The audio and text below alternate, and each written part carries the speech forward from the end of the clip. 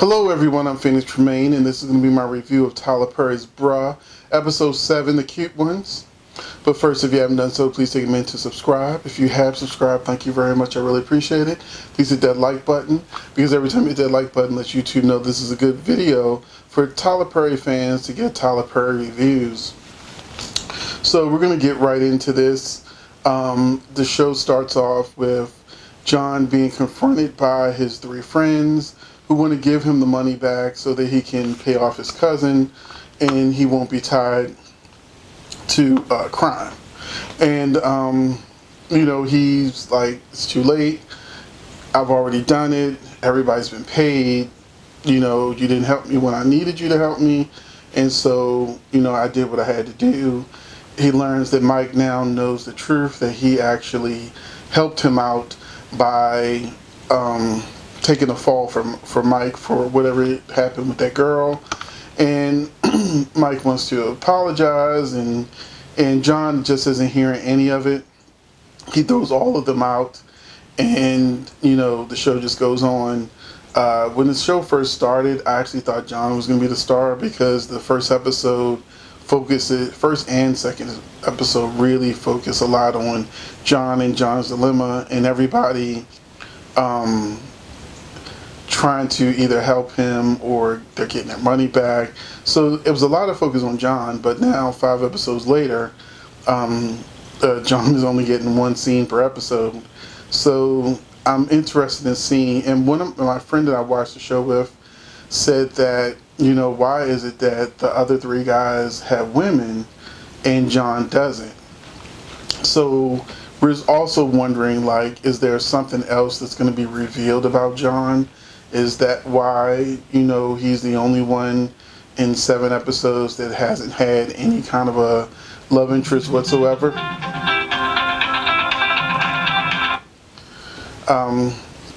Moving on, then we got Bill and Regina. They talk again. She says that Peter decided not to take her back, and so Bill decides he's going to shoot his shot one more time. And she wants to know, why is it right now that you want me back? Because you didn't want me back before. You saw me and Peter together. And he admits that seeing her with Peter sort of snapped him out of ignoring her and not wanting her. And I'm actually I didn't really catch up. I've seen this episode twice. The first time I didn't catch it.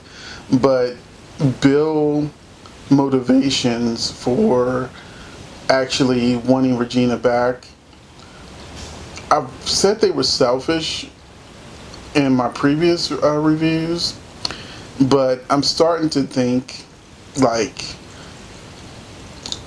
been there, done that. And I think a lot of us actually can relate if we sort of get out our feelings of how Regina was treated and different things like that.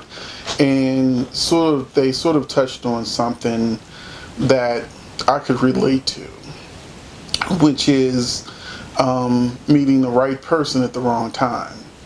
And so how many of you out there were out there, especially in your swinging 20s, early 30s, hopefully you sort of snap out of it as you get close to your 40s, but where, you're out there, you're new, you're on the scene, and, you're meeting different people, but you're not quite ready to settle down, and then you find, one person who could be the one, but there's just still a part of you that feels like exploring and just growing and learning more about life, because I think that it's important for you to get all of that out of your system before you enter into a monogamous relationship or a marriage.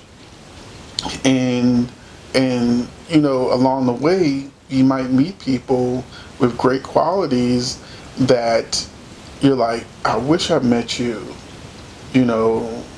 later in life. Or you get older and you think back that was the one, I'm gonna have a hard time finding somebody like that. So I understand sort of both sides. I wish Tyler Perry actually fleshes this out a little bit. I know the show's done, already filmed, but I really hope he do try to flesh that out a little bit more, that the right people can meet at the wrong time, and sometimes later in life they meet each other again, and they actually try again and it works. But sometimes you're just too young to really give your all to someone at certain types of ages when you're going through different things, college. There's just passages in life that people go through where it's probably not the right time to try to get a person to settle down at that time in their life where they're still learning and growing and changing. In my first relationship, I was 19. We were together for 6 years, and I honestly wasn't ready. There were so many things that I didn't know about life, had not experienced with life, and so I came into the relationship basically a boy who didn't really understand what my ex, wanted to do, where we wanted to be. I was still like a kid, basically. But that was the right person at the wrong time. If we had met 5 years later, not me at 19, but me at like 24, 25, we'd probably still be together. But I'm happy with the relationship I'm in now. We've been together for 10 years now, as of February, 10 years. But that other relationship, I made a lot of mistakes that I wouldn't have made if I was an older person that had learned more about life and money and things like that. So with that said, I'm now looking at Bill and Regina's story a little bit differently than I did originally.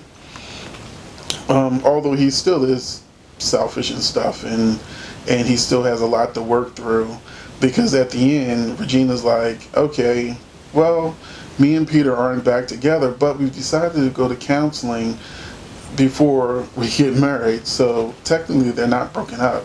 They're just trying to get help to work through the mess that Bill brought into their relationship. And then she left. So she almost in a way got him back by giving him hope and taking it away. The same way in her relationship with him, he kept giving her hope that he would, marry her eventually, and eventually never came. And then finally he just took it away in a text and said, I'm out. so she, in a sense, she did to him what he did to her, dangled that hope carrot, and then said, nope, can't have it.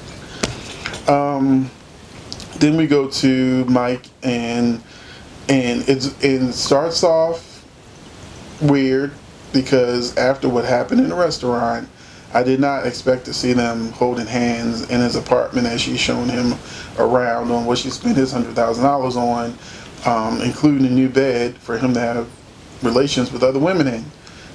But the place looked nice. She did a good job, and she basically said, after what you did in the restaurant, this is over. So Mike, being a big baby, he started, becoming an a-hole. And I can kind of see that she hurt his pride, and this was his knee-jerk reaction. And with her saying that, he already said in the previous episode to Bill, she made me feel small. That's why I sort of like acted out the way I did it, the way that I did. And so after she essentially breaks up with him, he then starts asking her, well, how many men have you been with? Do I need to go to the clinic? She's like, well, you've been with 17 women in one night. I've been following you on Instagram, and I know, what's going on. And so, he just starts pretty much slut shaming her. And, she starts crying, and she's like, these tears don't even matter to you. I don't even know why I'm still here. And, next thing she's like, if you want to leave, leave. And in his mind, if I can get into the character's mind for a minute, he's toxic, dysfunctional. But I think that if she said, no, I want to stay and try and work this out with you, he probably would have calmed the hell down and stopped being a big baby about the situation, and wouldn't have treated her like crap. But because she sort of like set the tone breaking up with him, right? I just want to complete this project for you, but we're no longer going to be together. I don't know how she expected him to react. Clearly, he was in his feelings enough and jealous enough to interfere in her date. But where Mike is all the way wrong is because he's one of those men that, and I know plenty of them, that will screw 20, 30 women, and then, they'll find out that he could even be one of the 30, is out there with another guy, and then he's like, oh, so my D is not good enough for you to wait till I get back around to you, and, some guys, they don't care if you did 30 men, while they were doing 30 women. But there's other guys who feel like they're the Mac, they're the man, they're the player, they're the stud, and they can do whatever they want. But women aren't supposed to do whatever they want to do. And interesting conversation I've had over the years is like a broken record with a lot of guys where they're like, men aren't meant to be with one woman.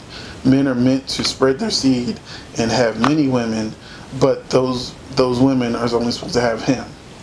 As if women don't have desires, needs, wants. They look at you like crickets are playing in their head. Like, women like sex too. It's not just all about me. And women want, have wants and needs. They're not just all about the children. They want to be cared for and touched, and they want to have an orgasm. Some guys don't get that because there's a selfish mentality that gets drilled in some men that, that you're taught this, just like racism, you're taught it, that it's okay for you to be with as many people humanly as possible, but women need to be saints. Their skirts need to be down to their knees once they're married, or below the knee once they're married. They need to stay in the house, cook, take care of the kids while you go run the street, do whatever you want to do. And that's her job. She's not a wife. She's an employee. That's her job, to make your life easier, and while you get to do whatever you want to do with no responsibility. And that's how I've broken it down, and people still look at me like, you don't know what you're talking about. We're talking about genetically. I'm like, but you're saying that women don't have the same desires and needs, but you're out here with all these women who you're filling desires and needs for most of the time. Sometimes she's just there for the money. I've seen it. We know, I'm not saying prostitution, but you're the player, but you're also paying all her bills. So, like Tyler Perry's Ruthless, the girl with Billy Polk, Belinda, she's there on a mission. She's got a reason to be with him. So he's like, oh, and watch my Ruthless review. She's like, he's like, oh, I was too fast. And she was like, oh no, that was the best I ever had. You're really good. It's because she needs something from him, and she's getting something from him, and it's beyond what that moment meant. So, so some women are, like that. They're very practical, and trust and believe. They don't care about, how good it was, for the simple fact that they probably screwing Tyrone around the corner anyway to get her needs met. I've been told time and again by one woman after another that women cheat more than men. They just don't get caught. I've heard it like a broken record. And some of y'all out there laughing now, because I'm telling the truth. All these men run around cheating, they ain't cheating by themselves. And they ain't all DL, So that was Mike and Pam. And then we had the craziest moment of them all, where I kind of like this scene. I got a little giggle because if you've ever seen my soap opera Thirsty, and you can actually see the first episode for free on my streaming service. But I have a scene on Thirsty where my character has a multiple personality disorder. Her name's Stacy. She has a multiple personality disorder, and she just starts, after she knocks her psychiatrist out, um, she starts saying, I'm not crazy, I'm not crazy. But in my scene, you start seeing apparitions appear of her different personalities, like reflections of her different personalities in her head, and they're all saying, I'm not crazy, I'm not crazy, I'm not crazy, you know. And so his scene, even though she doesn't have multiple personality disorder, reminded me of the scene that I did with my character Stacy, where she was also screaming, I'm not crazy. So that was like a little extra fun for me to see that done by someone else.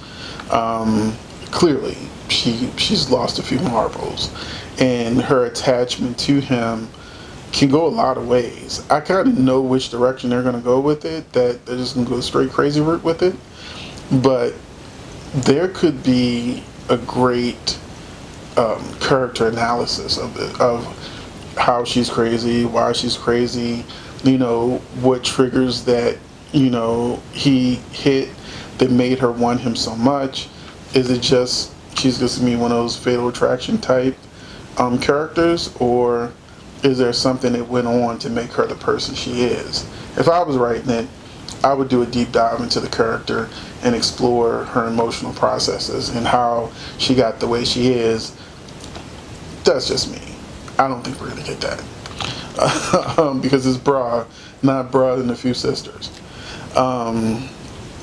But we had some interesting moments with Tom, and with Tom this time, you know, he lets her know, which is the stupidest thing that he could have done, that he's going to go to the chief on Monday. I don't know why. He said he was going to the chief like 2 episodes ago. So I don't know why he didn't just go ahead and do it and be the first one to tell her. But as soon as, you know, he tells her that he's going to go to the chief, then a few minutes later, I'm assuming it's a few minutes later, this is Tyler Perry time. We know how Tyler Perry time works on the shows. One day could be a whole season. We know. So time is malleable with TP shows.